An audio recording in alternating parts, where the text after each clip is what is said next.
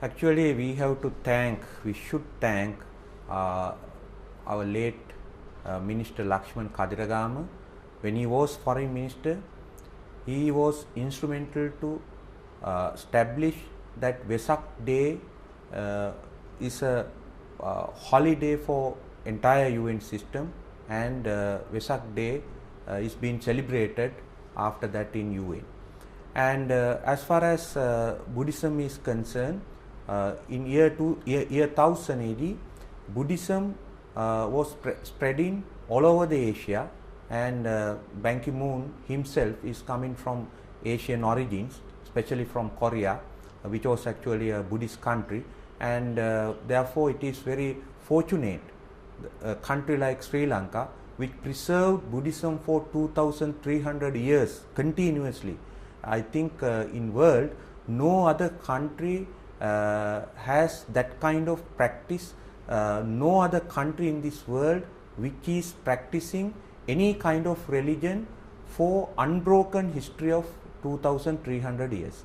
So we are our Mahavihara tradition was spreading all over the world in Anuradhapura era, and it is very fortunate to have Sri Lanka in this organizing committee. On the other hand, we are now facing very serious environmental crisis, economic crisis, social crisis, wars, social frustrations, political frustrations, as well as individual sufferings. So solution would be Buddhism. Buddhism treated each and every living being as equal partners. So it would be the philosophy or the underlying fundamental theory for sustainable development.